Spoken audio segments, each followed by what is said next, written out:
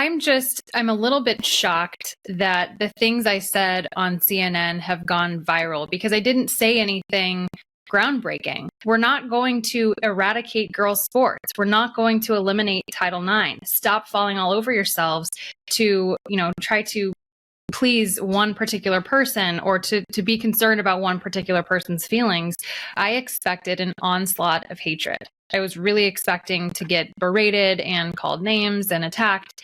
I got maybe 5 negative emails and a couple of phone calls, but I have gotten hundreds upon hundreds upon hundreds, maybe thousands of emails from people all across the country, from all walks of life, from all different political persuasions, thanking me because they've been wanting to hear this.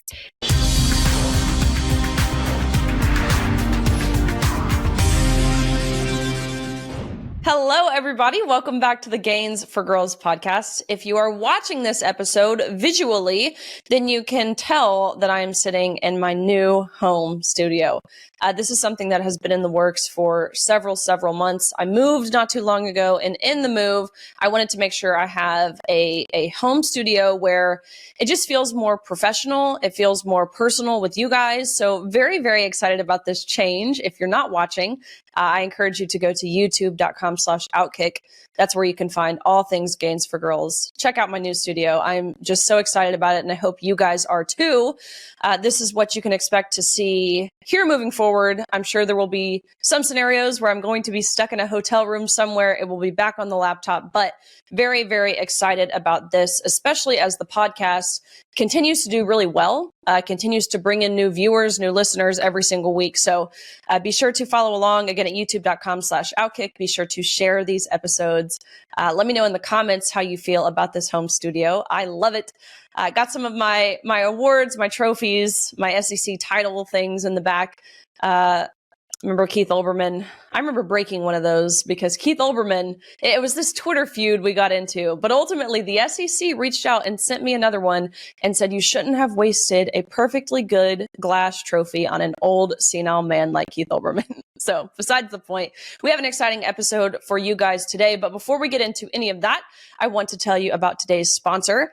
It is the same people, company, group who have sponsored the past couple weeks of this show, really, and it is Cozy Earth. I feel so passionately about what Cozy Earth is doing because I am proudly a consumer of Cozy Earth products. I've got their pajamas, I've got their sheets, I've got their loungewear. You can too. This week is really special because, of course, Father's Day is coming up. It is a fantastic gift for any dad. I can think of my childhood, right? You walk in the house after a long day, your dad's home from work, he's kicked back in his favorite chair. Everything just feels right? Like it feels like you're at home. That's the visual that I have. My dad in his recliner watching, I just mentioned Keith Olbermann. My dad was probably watching ESPN or SportsCenter at the time. But that's the energy that Cozy Earth really brings to every single product that they make. They bring comfort, they bring calm, they bring sanctuary. I, for Father's Day, got my dad the Everywhere pant, and let me tell you, he lives in them now. I've told you guys for several weeks now that the sheets, both my parents, of course, they've switched their bed to Cozy Earth sheets, and they love them. My dad actually described it as a first-class ticket to relaxation.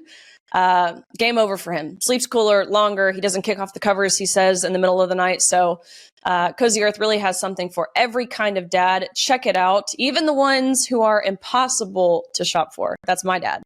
So again, check it out at CozyEarth.com. You can use my code GAINS for 40% off all men's apparel. Be sure to do that. The dads who work, 9 to 5s, Cozy Earth brings the sanctuary from the 5 to 9. So again, check them out, CozyEarth.com. My code GAINS for 40% off. We are talking to someone today. Her name is Julie Hamill. Maybe you saw this clip of her that went viral over the past week of her on CNN. She's an attorney. She's a brilliant attorney, by the way. I think she served as a legal clerk in the U.S. Department of Justice's Office for Victims of Overseas Terrorism, which is incredible. She's the president of California Justice Center.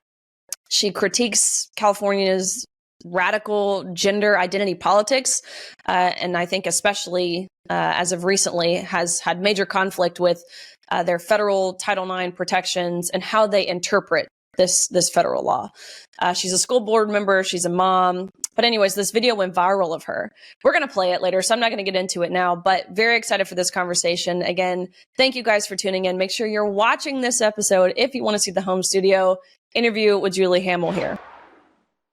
Well, Julie, thank you for joining the Gains for Girls podcast. I gave a little intro prior to you joining about, of course, the state of California, what we've seen over these past few years, what the nation has really been able to see over the past few weeks surrounding AB Hernandez. President Trump, of course, he tweeted in true Trump fashion. You know, he's using all caps. It's in like the middle of the night, early morning, like he does. But just perfectly stated, look, you know, Title IX is in effect. It is federal law. Those who ignore federal law will lose federal funding, or at least we will take every step, every measure that we have to take as president, as you know, chief executive, to make sure this doesn't continue to happen to girls across the nation. So fantastic stuff. But you, over the past week or so, really had this viral interaction on CNN. We've got the clip. Let's play it really briefly. What would make this fair for her to compete for those who are competing against her? What would that kind of structure in competition look like? Who is her? AB. Okay, AB Hernandez is a male who identifies as a female. What would be fair is to have Hernandez competing in the male category. It is not fair to the females competing to have to compete with a male. Okay, so in Trump's federal funding threat, is that something, though, that would hurt all student athletes, including athletes who are assigned female at birth? Would his federal funding threat hurt athletes? If the money is taken away. Right. So the law actually says that schools that do not abide Title IX or other federal laws cannot receive federal funds. So that's not Trump's fault. It was so perfect. Number one, your facials, they're just like incredible. And it really perfectly shows on display the way that so many Americans, even so many Californians, think about this issue. I think of people like my grandma. Like, she has a really hard time even reading, you know, articles from conservative outlets when they're using preferred pronouns, what I would describe as actually misgendering people like AB Hernandez, and using her, or even the verbiage of trans woman. Like, my grandparents can't comprehend what that even means. So it was just so perfect, and you had so much attention, and I'm so glad that you did. What's been your response this past week or so? Well, first of all, thank you for having me on your show, by the way. I'm a little bit shocked that the things I said on CNN have gone viral, because I didn't say anything groundbreaking. I just spoke the simple truth, and I listened to the questions that the anchor asked me, and I responded very carefully. And I don't think that was such a unique, special thing that it needed to go viral. And the fact that it did tells me our society is in a really bad and dangerous place, because people are longing for truth. They want to hear truth. They want authenticity, and they're being fed so much nonsense. And everybody knows that a girl cannot become a boy cannot become a girl. This issue of males in female sports is very simple. We're falling all over ourselves to create new categories, do XYZ, to, you know, respect people's feelings. But the simple truth is there are boys and there are girls. There are separate categories for these athletes to compete in. There has been since at least 1972.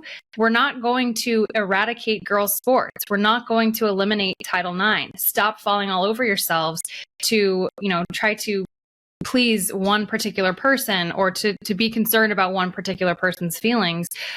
While you're doing that, you are throwing out the entirety of girls' sports.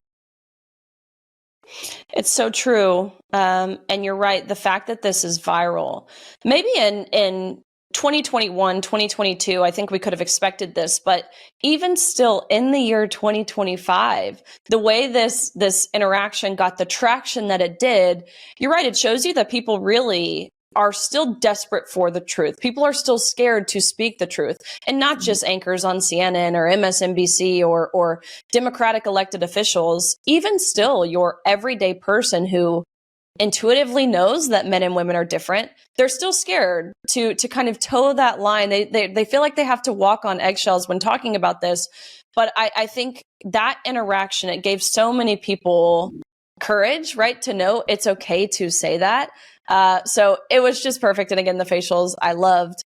We've got another clip following this discussion you guys had surrounding the anchor saying, look, not everyone agrees with you. So just to be clear, not everyone agrees with you on how you're viewing it. So in that regard, if you were to take away the funding on as it pertains to trans athletes, not everyone agrees with you. I think we just have to be clear about that. If you are taking away the funds for athletes, student athletes in California, isn't that going to hurt all of them? Taking away federal funds is going to hurt all California kids, which is why the state of California needs to comply with federal law. It's very simple. Of course, not everyone agrees with you, as with any political or apolitical issue for that matter. Joe Biden definitely did not agree with you, or Title IX as it was originally implemented. You're right, back in 1972. But to say this is a polarizing issue amongst the general public, I mean, to me, that just feels dishonest. What do you see when you're talking to families across the state of California, or really anywhere else globally for that matter? What's been really interesting is, well, right after that interview, I shut off my social media because I expected an onslaught of hatred. I was really expecting to get berated and called names and attacked. I got maybe 5 negative emails and a couple of phone calls, but I have gotten hundreds upon hundreds upon hundreds, maybe thousands of emails from people all across the country, from all walks of life, from all different political persuasions, thanking me, because they've been wanting to hear this. And on CNN, they don't hear it on CNN. It's this whole thing about, not everybody agrees with respect to Title IX. I don't know if you've read the statute. It's pretty dang simple. It's very short and sweet. The concept is equality for girls and women in educational programs, including sports. And so this idea that people believe that Title IX allows males into female sports and female programs, female athletic or academic programs under Title IX is just so blatantly absurd on its face. And we've had multiple federal courts in the United States say that specifically. When Biden tried to create that Title IX regulation that changed sex to gender identity to allow males into all these female spaces, multiple United States district courts said that subverts the purpose of Title IX. That flies in the face of the plain language of the statute. You cannot do that, and therefore they vacated those Title IX regs. We have in California a state law, Education Code 221.5F, which does exactly what those Biden regulations would have done to the country. That's what we need to get rid of. That is what is the crux of the problem here in California and in some other states. And unfortunately, we have spineless people in our legislature. We have a spineless governor. And so they're not going to voluntarily rescind the law or stop enforcing it. And the United States Department of Justice is going to have to step in. That's right. Of the 26 states attorneys general that ended up suing over Joe Biden's illegal and administrative rewrite of Title IX, all 26 states prevailed. And at least, of course, under his administration, were temporarily successful. All states were granted preliminary injunctions to where they did not have to adhere to this, because you're right, it was a total violation of how Title IX was originally, and again, very brief. It's like 37 words, super short, super easy to understand. Total violation of how it was originally written and intended. And we even saw just this past week where Secretary McMahon, of course, at the Department of Education, declared that June is recognized as Title IX month. This month will be the 53rd anniversary of Title IX. This is in stark contrast to, of course, June being recognized as Pride Month, as it was by every agency, every department under the previous administration. This is the most troubling aspect of all of this to me. I've met detransitioners. I've spoken to many of them. I interact with them on Twitter. And the stories that these people tell are the most heart-wrenching, unbelievable stories. And the damage that has been done to them psychologically and physically is irreversible. I mean, these people have lost parts of their bodies. Some of them have lost reproductive function. They've lost sexual function. And they realize once they're in their mid to early 20s that they've been lied to. They've been lied to by, in some cases, their parents.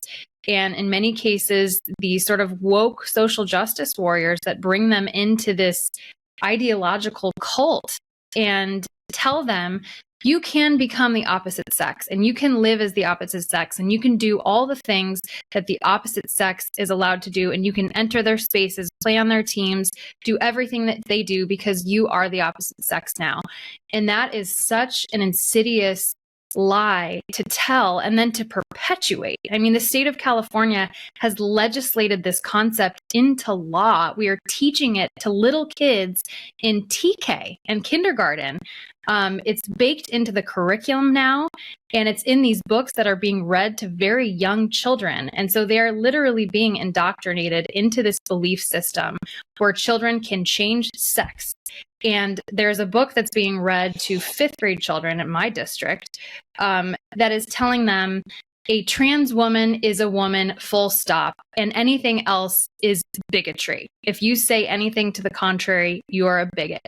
That is being taught to little children. AB is a victim in this story, just like the girls are. And you're right. I saw a post from an article from, I think it was the San Francisco Chronicle. I think we maybe have a picture of it. It says something to the effect of, like, she's beautiful and she's a superstar and she's a state champ or something totally, outlandish virtue signaling in that manner. But that struck me because it follows the classical progression of it starts out as it's not really happening. And then it goes to, okay, well, the issue, it is happening, but it's not on a large scale. It's nothing to be concerned about. Then it's, okay, it's happening relatively often, but here's why it's a good thing. And then finally to, okay, it's happening. It's fantastic that it's happening. And if you oppose it or even dare to question it, then you will be reprimanded.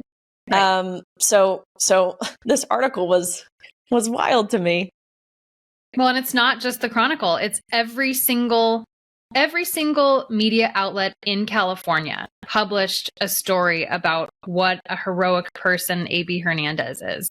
And I'm still getting them in my email inbox and I am stunned. Then this morning, I don't know if you've seen this yet, but something called The Truth OC or OC Truth, Orange County, some Substack article written by a journalism student from Chapman University depicting Sonia Shah, who is an incredible woman who's running for state superintendent in California, as a KKK Nazi, and writing an article about what a hateful bigot she is, and she's literally putting a picture of her in front of people from the KKK that were fighting segregation in America. And the visual of this article, especially in light of what we just saw this weekend with American Jews being lit on fire by terrorists, for somebody to write something like that it's so depraved and so deranged. And this is another reason why these girls who are in high school, children, are afraid to speak up because they are depicted as these hateful monsters and dehumanized. That's right. That's right. Yeah, it is. It's sickening to see all of the hatred across the board, whether it's girls, whether it's directed at Jews. It's really sad. And I think the thing to note here is it's all being perpetrated by the Democratic Party. Of course, they love this word rhetoric. The rhetoric that they use, the way that they vote, really, really sickening stuff. I mentioned the Trump tweet again, where it's really fantastic. He put Gavin Newsom in the hot seat, which has needed to happen for a very, very long time. People in California have been doing it, but on a national scale, I think, especially as what's been pretty clear to me, Gavin Newsom is angling at a 2028 presidential run, really just incredibly done by the Trump administration. But I saw a tweet from Harmeet Dillon, a California native as well, talking about how the Department of Justice is going to get involved. So my question for you, as you know, with the legal mind here, what can we expect to see next? Will we see more boys competing in the state of California in other sports? Will we see consequential action before then? Will we see Gavin Newsom hop off the fence that he has sat on his entire political career? What's next? I love Harmeet Dillon. She is one of my personal heroes, and I know that she cares a lot about saving California and protecting girls and women here. I know Trump feels the same way. I think seeing Trump directly address this on his own social media is a very good sign that the federal government is gearing up to drop some heat in California. The warnings are not going to work anymore. We need actual litigation. We need penalties. We need funding withheld.